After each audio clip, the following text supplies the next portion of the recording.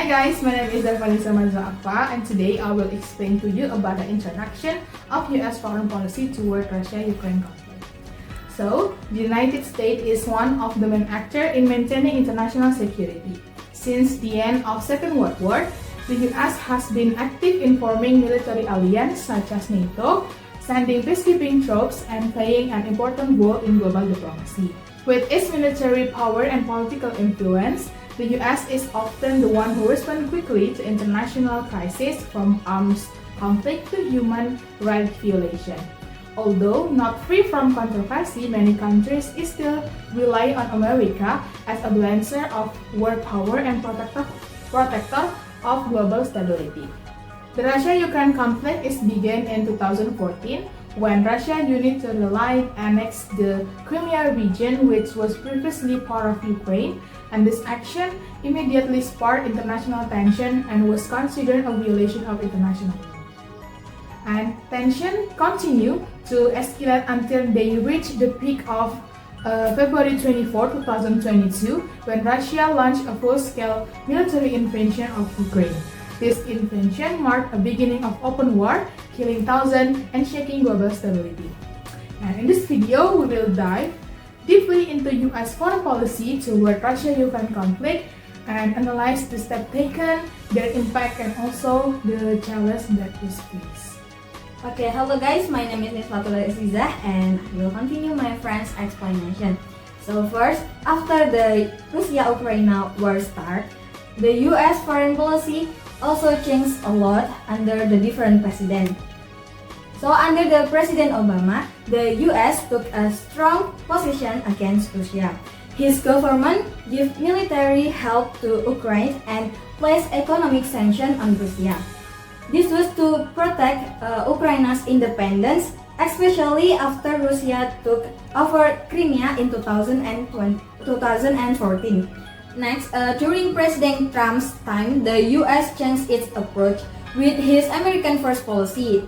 Trump focused more on issues inside the country. He reduced military support to Ukraine and preferred to deal directly with Russia, sometimes without including Ukraine. This created tension within NATO.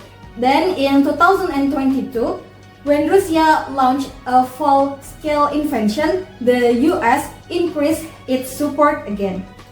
It works more closely with NATO, the G7, and other global partners, and also placed tough economic sanctions on Russia, Russia's key sectors like energy, finance, and defense.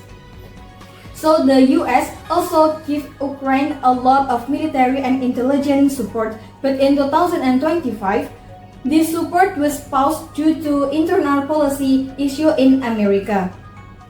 So in the same year, the US also stepped back from being the main peace negotiator.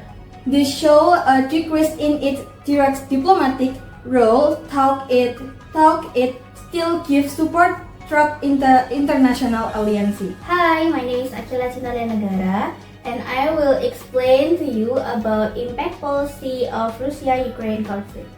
Since Russia's invasion of Ukraine in 2022, tension between Russia and the West have continued to heat up.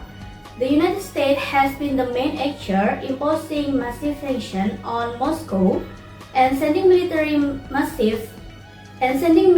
aid to Kiev. But instead of appeasement, this move have reinforced the Kremlin confrontational narrative.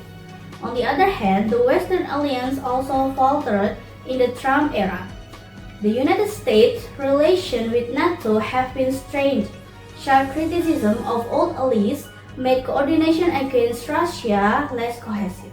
When Biden came to power, the United States again supported Ukraine but with more cautious approach. Washington began to appear more often as a mediator rather than a prime mover. This raised doubts about how consistent the United States' commitment was. For Ukraine, this was a dilemma. It relies heavily on Western support, but must also be prepared for a change of direction of Washington. Kiev's position has become difficult in the realm of diplomacy.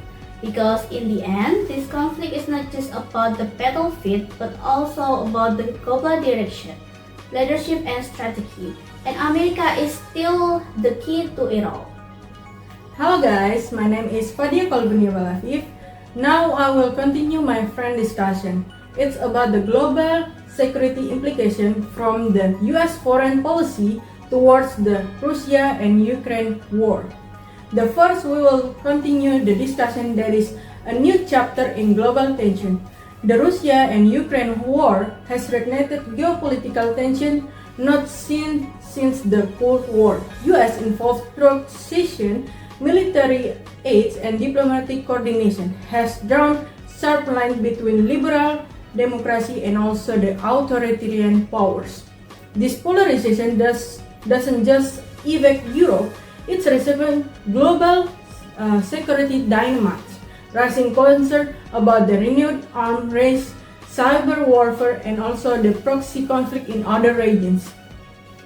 Now, the second discussion, we will discuss about the spillover effect and global instability.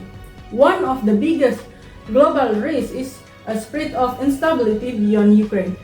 It's like economization, energy disruption, and military mobilization have already impacted a country far from the battlefield.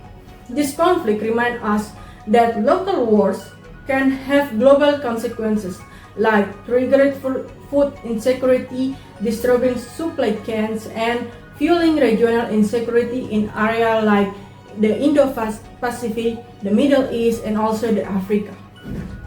So, the third discussion, we will focus to the collective security in fragmented world. In response, the US and its allies have emphasized the importance of collective security. Through NATO and G7 and the UN also, they aim to deter aggression and uphold international norms. But this moment also reveals that limit of current global institutions. Building lasting peace will require more inclusive flexibility, cooperative security framework, and also the beyond the military alliances.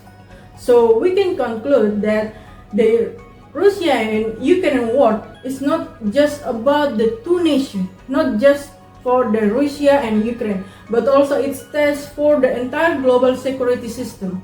The US responded, highlight both the potential and the pressure facing world power to protect sovereignty, prevent escalation, and promote a more stable international order. So that's all from me. Thank you very much. Wassalamualaikum warahmatullahi wabarakatuh.